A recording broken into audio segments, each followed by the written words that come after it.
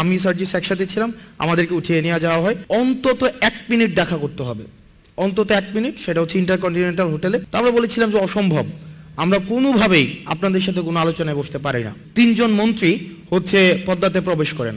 তৎকালীন সভামন্ত্রী নওফেল, আনিসুর, ওই যে আইনমন্ত্রী ছিলেন আনিসুল হক, তারপরে হচ্ছে যে আরাফাত, এই 3 জন সাথে সাথে প্রবেশ করেন। তো আমরা ডিজিএফ এর যে প্রতিনিধি দলটা ছিল, আমরা বলি যে আপনারা এই 3 জনের সাথে আমরা কোনোভাবেই বসতে পারি না, আপনারা আমাদেরকে ভয়ভীতি দেখিয়ে এখানে নিয়ে আসছেন, অসম্ভব, কোনোভাবে আমরা এখানে বসবো না। 30 মিনিটসের মধ্যে বলে যে ওরা বসবে না, পরে আমাদের সামনে দিয়ে আবার হচ্ছে ওনারা চলে যান। ওই দিন আমাদেরকে আর বাসায় ফেরত দেয়নি। তখন আমাদেরকে একটা সেফ হোমে নিয়ে যাওয়া হয়। সেফ হোমটা এখনো আছে কিনা আমি লোকেশন দিচ্ছি, সেটা হচ্ছে যে আমাদের মৎস্য ভবনের অপোজিট সাইডে আন্তর্জাতিক মাতৃভাষা ইনস্টিটিউট। বাইরে থেকে কোনোভাবেই বোঝা যাবে না যে এটা একটা ডিজিএফআই এর সেফ হোম। আমাদেরকে সেখানে মানে আটকে রেখে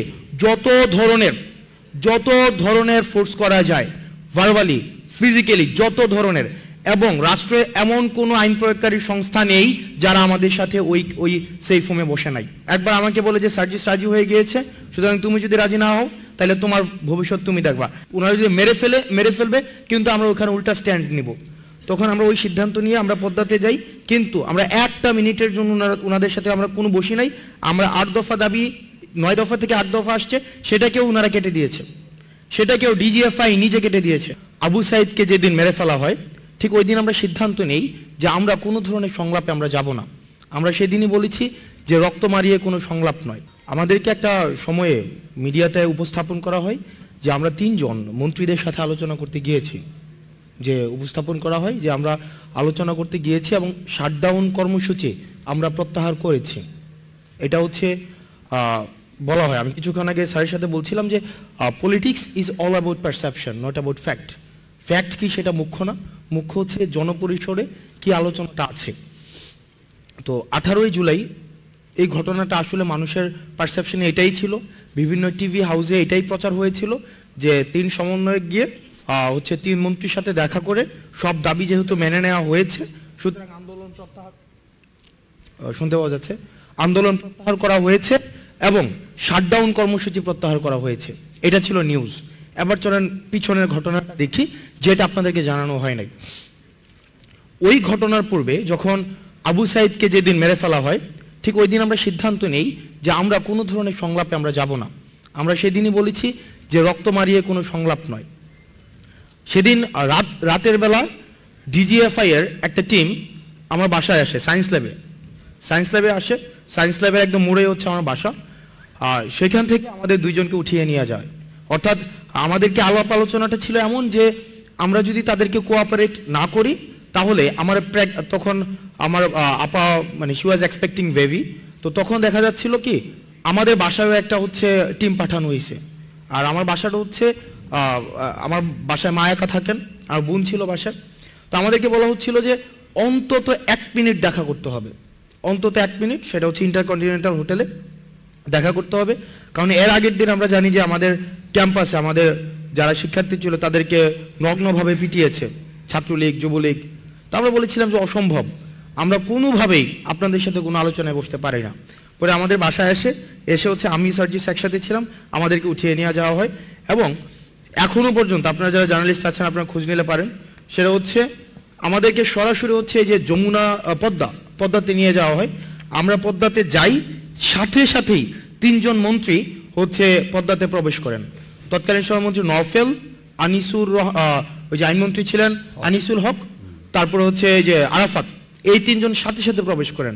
তো আমরা ডিজিএফ এর যে প্রতিনিধি দলটা ছিল, আমরা বলি যে আপনারা এই 3 জনের সাথে আমরা কোনোভাবেই বসতে পারি না, আপনারা আমাদেরকে ভয়ভীতি দেখিয়ে এখানে নিয়ে আসছেন, অসম্ভব, কোনোভাবে আমরা এখানে বসবো না। পরে ডিজিএফ এর তৎকালীন যিনি চিফ ছিলেন মেজর জেনারেল হামিদ, ওনাকে পরে সরিয়ে দেওয়া হয়েছে, উনিও আসেন। এবং ওনার যেই পরবর্তী GS1 বা ওনাদের যেই হায়ারার্কি থাকে সবাই ওখানে আসেন ওই পদ্মার মধ্যে। দেন আমাদেরকে এক রকমের ভার্বালি ফোর্স করতে থাকেন যে আমাদের ওনাদের সাথে কথা বলতেই হবে। আমরা বলিনি। পরে হচ্ছে ওনারা আমাদেরকে যেহেতু কনভিন্স করতে পারছে না, পরে ওই 3 মন্ত্রীকে 30 মিনিটসের মধ্যে বলে যে ওরা বসবে না, পরে আমাদের সামনে দিয়ে আবার হচ্ছে ওনারা চলে যান। আমরা ওনাদের এন্ট্রেন্সটাও দেখি, এক্সিটটাও দেখি, মানে আমরা 2 জন কোনোভাবেই কনভিন্স হই না।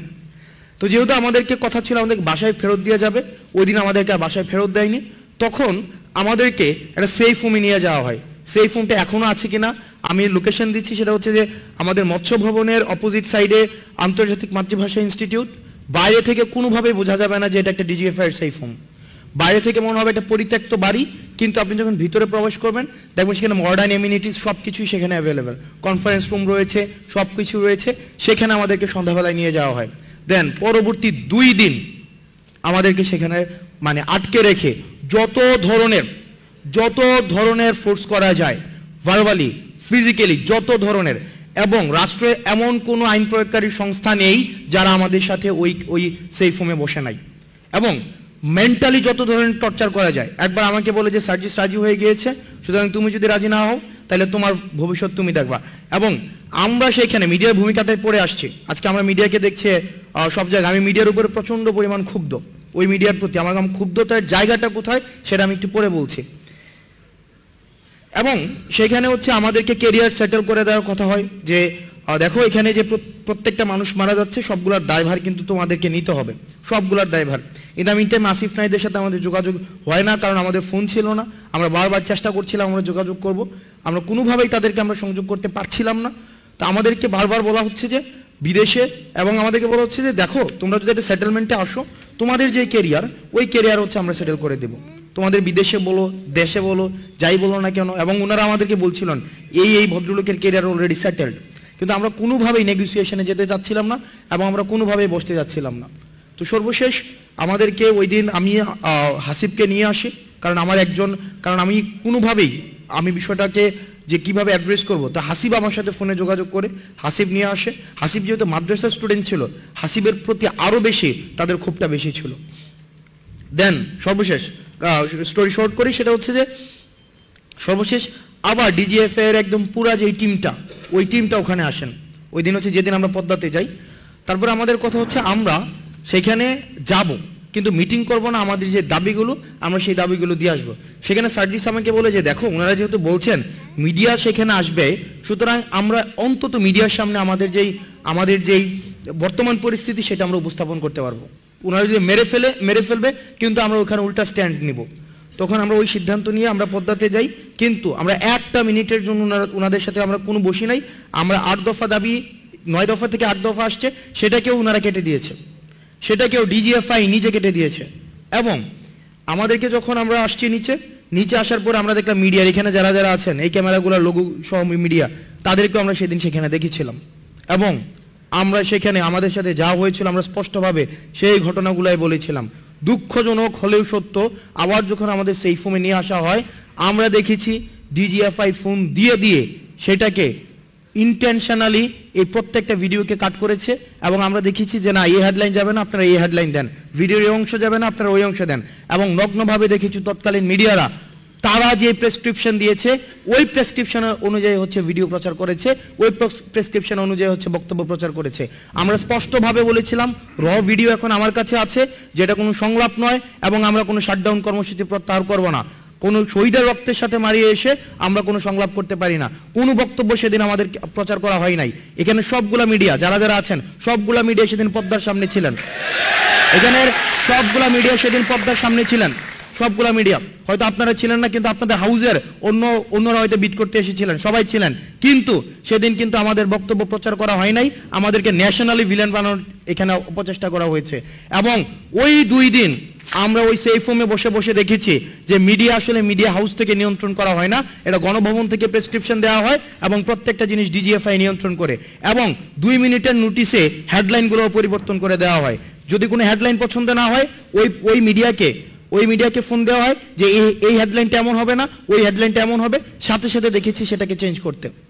দেখেন আপনার মিডিয়া আজকে যারা কথা বলছেন, আজকে যারা হঠাৎ করে ওই মিডিয়াই গত 16 বছর ধরে এই ফেসিবাদকে তুষণের মধ্য দিয়ে আজকের কেমন বাংলাদেশ চাই সেটা মানে এই আজকের আমার বক্তব্য সেটা তো অপ্রাসঙ্গিক। কেন অপ্রাসঙ্গিক? কারণ হচ্ছে আমার অ্যাসপাইরেশনাল কথাবার্তা বলার প্রয়োজন ছিল, কিন্তু আমি যখনই দেখলাম এটা একটা মিডিয়া স্পন্সরড একটা প্রোগ্রাম, সেই জায়গা থেকে আমি কথাগুলো বলছি। হাসনাত, আমি আপনাকে বলি, শফিক ভাই এখানে সাক্ষী আছেন, কারণ তিনি তখন এফপির ব্যুরো চিফ ছিলেন। নাম্বার 1 বেনার নিউজ শেখ হাসিনার আমলে নিষিদ্ধ ছিল বাংলাদেশে। নাম্বার 2 আমরা ব্লক ছিলাম। নাম্বার 2 যখন বাংলাদেশের অধিকাংশ মিডিয়া প্রচার করছিল, আপনি যেমনটা বলছিলেন, আন্দোলন প্রত্যাহার করা হয়েছে, শাটডাউন কর্মসূচি স্থগিত করা হয়েছে, ওই খবর আমরা ইন্টারন্যাশনাল স্ট্যান্ডার্ডের নীতিমালা অনুসারে ওই খবর আমরা প্রচার করিনি। নাম্বার 3, আমরা আমাদের তো গণভবন থেকে প্রেসক্রিপশন করার কোনো সুযোগ নাই, কারণ গণভবন আমাদের হয়তো দেখতে পারতেন না, তাহলে আমাদের নিউজ চ্যানেল কেন ব্লক থাকবে। আমরা যেহেতু ব্লক ছিলাম, আমরা সেই সময়ে আন্দোলনের সময়ে আমাদের এই ঢাকার যে রিপোর্টাররা, তারা কি অদ্ভুত পরিস্থিতির মধ্য দিয়ে আমাদেরকে যে ভিডিওগুলো পাঠিয়েছেন, আমরা সেই আন্দোলনের খবর একটা টেম্পোরারি স্টুডিও সেট আপ করে, শফিক ভাই সেটা আরও ভালো বলতে পারেন, আমরা প্রচার করেছি এবং প্রচার করার জন্য আমাদেরকে ফল ভোগ করতে হয়েছে। আমার ছবি দিয়ে, আমার সহকর্মীদের ছবি দিয়ে বলা হয়েছে এরা বিদেশি গোয়েন্দা সংস্থার প্রতিনিধি, তারা সরকার উৎখাতের ষড়যন্ত্রে নেমেছে। কাজেই আপনি একটু বোধহয় স্বস্তি বোধ করতে পারেন, বেনার নিউজ সেটা করেনি। হ্যাঁ, আমি জাস্ট 2 লাইনার বলছি যে আমি আজকে একটু অ্যাড করতে চাই যে এই বাংলাদেশে 24 পরবর্তী বাংলাদেশে মিডিয়ার ভূমিকাটা আমি আসলে কেমন দেখতে চাই। আমরা 24 পরবর্তী বাংলাদেশে আমরা দেখেছি যে মিডিয়া যখন প্রশ্ন করে, গণমাধ্যম যখন প্রশ্ন করে, প্রত্যেকটা প্রশ্নের একটা বিনিময় মূল্য থাকতো।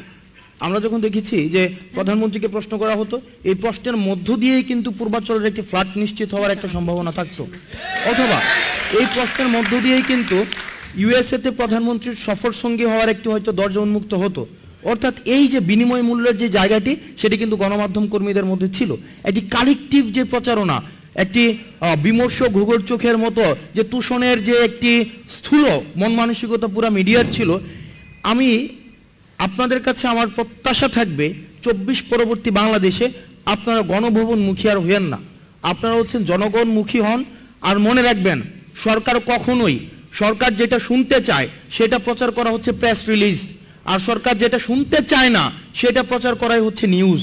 এখন আমরা দেখেছি বছরে এই যে মিডিয়াগুলো কালেকটিভ ভাবে, কেউ সাধু না এখানে। আমি একদম যে আমি এই যে লোগোগুলা দেখি, এই লোগোগুলাকে আমি সেদিন ডিজিএফ অফিসে দেখেছি।